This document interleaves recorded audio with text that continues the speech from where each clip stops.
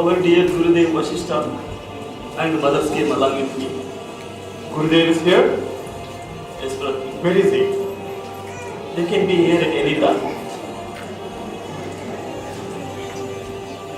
Oh, Gurudev. Ayushman Bhava.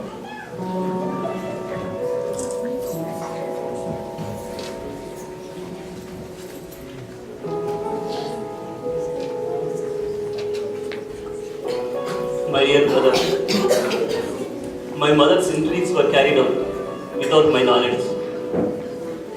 In the dynasty of Ikshvaku, the great rulers of the past has enthroned the eldest one as a king.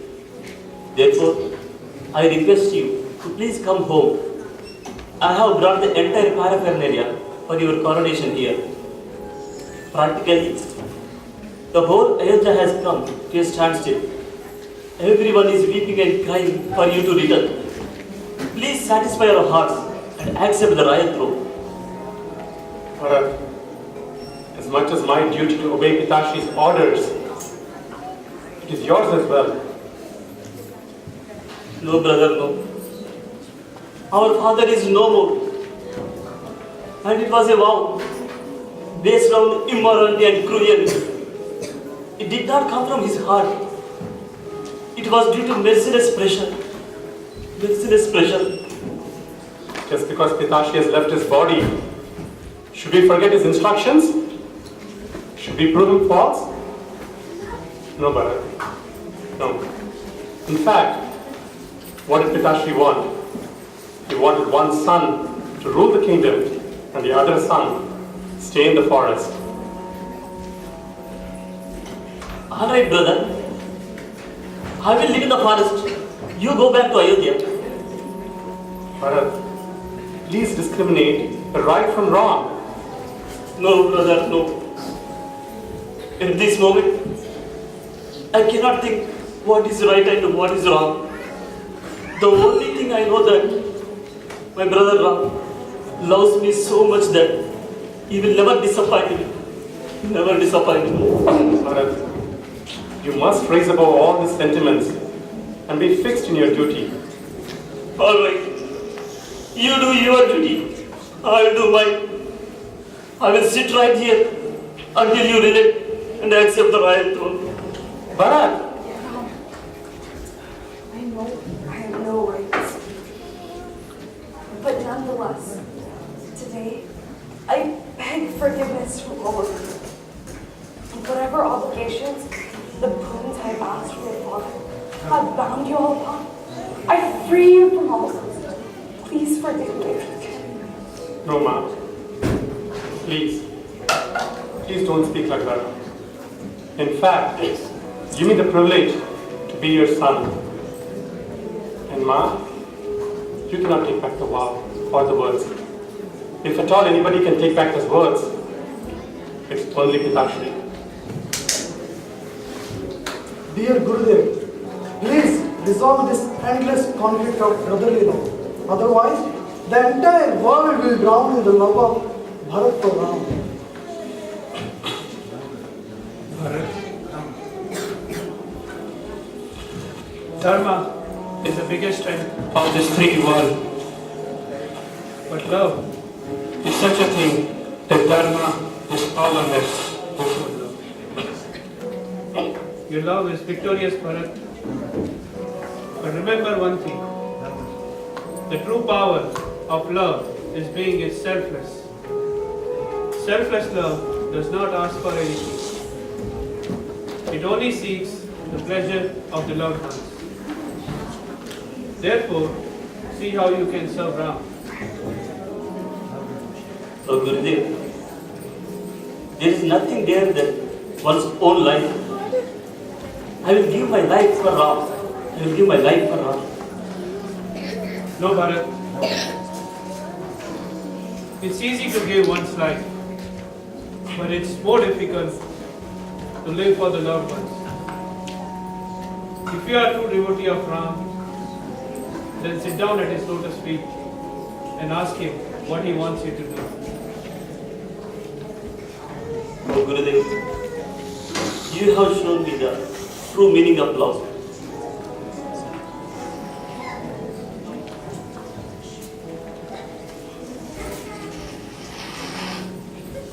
My dear brother, please order me.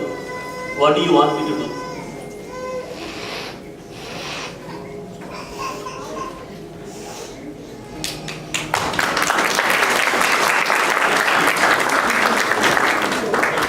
Bharat, Ram is lost.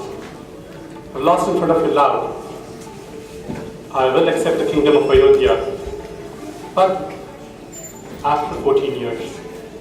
Till then, it's your responsibility.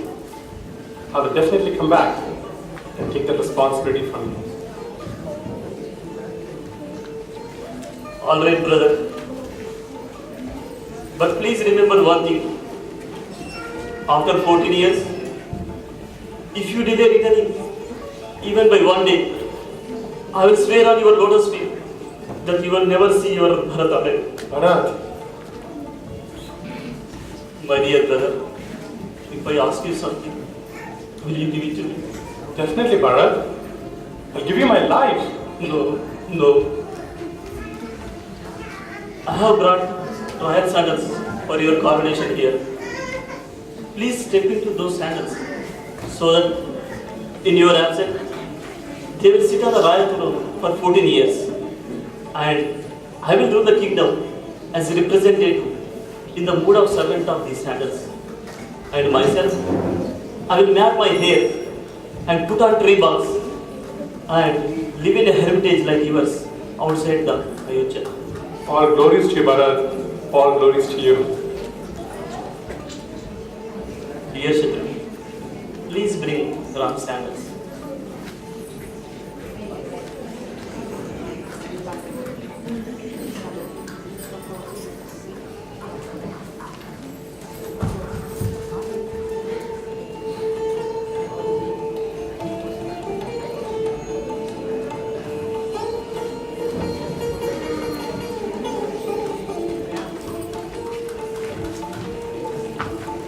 My dear brother, please step into these sandals so that I will coronate them as king of Ayodhya. Bharat will definitely satisfy your wishes and desires.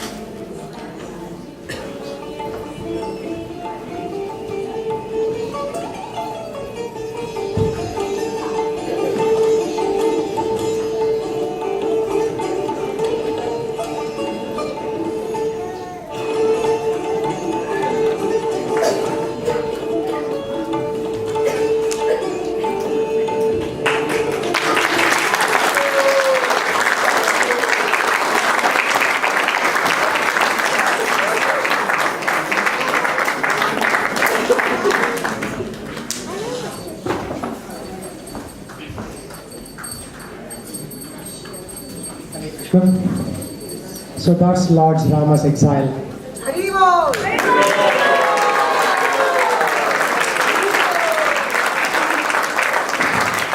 is a presentation of the Vedic Center of Performing Arts. This was established 10 years ago, roughly 10 years ago by His Grace Harulas Prabhu, a direct disciple of Srila Prabhupada. So since then he has been fathering this activity of training young kids, and hundreds of kids have actually been trained in this art form. I see a lot of small kids, and I remember 10 years ago, a lot of these people on the stage there were of this size basically, and they have all now grown up to learn this art form and contribute to the bliss of the society. So I would like to introduce these artists here. The four brothers. Lord Ram is Pandav Vijay Prabhu. Lakshman is Vrajakripa Prabhu. Bharat is Ramesh Prabhu. And Shatrughan, Srinivas Gopal Prabhu. We have the four girls who are standing there, who did the parts of mothers. Mother Kaushalya is Pooja. Mother Kaikeyi is Geetika. Mother Sumitra is Sri Lakshmi. Mantara is Preeti. The servant is Shobha Mataji. The charioteer is Srinivas Prabhu. And sage Vasishtha is Manoj Prabhu. And Sita Devi is Premamai Mataji. And some of you forget that. And finally, King Dasharath is Madhav Chandra Prabhu.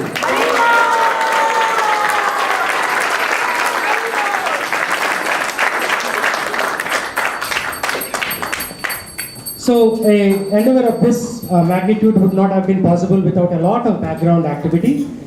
We have had several people who prepared the stage, who got the sound system ready, who wrote the script, who did a variety of activities like stage coordination, music, choreography, and so on.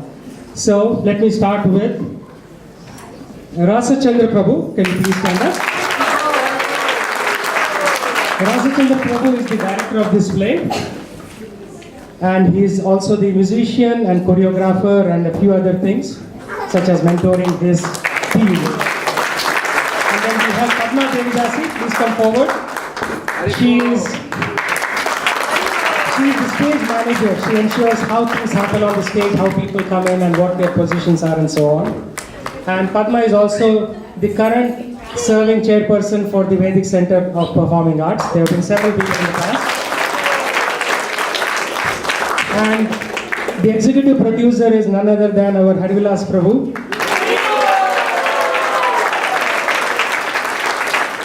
When Keshav Krishna Prabhu said, yeah, why don't you come over and do this drama here in Corvallis, I thought I would see probably 15 or 20 people, and I'm amazed. This congregation is so big. You have over 100 people in this room today. This is really amazing. So Keshav Krishna Prabhu, or Krishna Keshav Prabhu, I should say. Please take the action item of instituting a Vedic Center for Performing Arts here. You don't have to look further. You just have to talk to Harivilas Prabhu for 2 hours. He trained us like our father for the last 10 years, and he will train you as well. And train all these kids through remote, of course, through the phone and so on. It's very difficult for him to make a 6-hour drive here every time. I have to say a few more things about Harivilas Prabhu. So he has grown the Seattle temple in such a dramatic way. And I should say that I'm so thrilled to see all of you here. So he's growing this temple also in a dramatic way.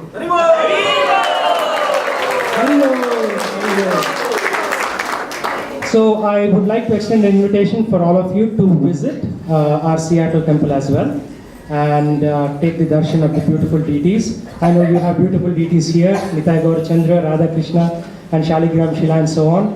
So find a permanent home for them pretty soon. So big task for Keshava Krishna Prabhu.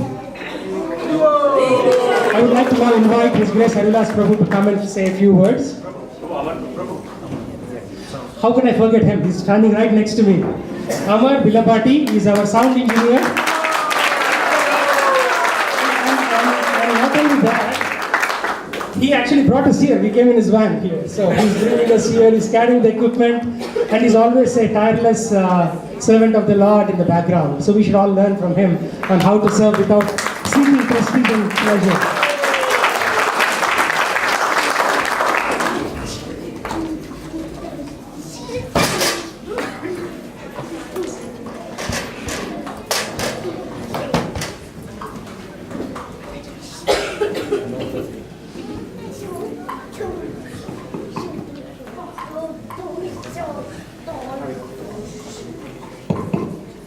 Hare Krishna. First of all, I'd like to thank the wonderful performing artists. I really don't have any credit for any of this. They have worked tirelessly on their own, under the guidance of Rasa Chandra Prabhu and Padma Devi. The purpose of Vedic Performing Arts Center is education of our children and adults to live in the bhava, in the emotional state of love of God, as exemplified by the story of the Ramayana. The Ramayana is steeped in deep emotional states of love for Lord Ram. And when you look at what you just saw, you saw, for example, Bharat. Bharat is an exemplary person in the entire history of the world. He did not entertain, even for 1 second, the desire to exploit his brother for his own advantage. And he completely dedicated himself to serving the purpose of his brother Ram by properly managing the kingdom while his brother was in exile. He wasn't attached to any of the opulences of the royalty, the position of royalty. He never forgot who he was. He was the servant of his brother. And this is something that we need to learn today. We need to have a paradigm, a person that we look up to like Bharat, in order to be the benchmark for our own values and our own character in life.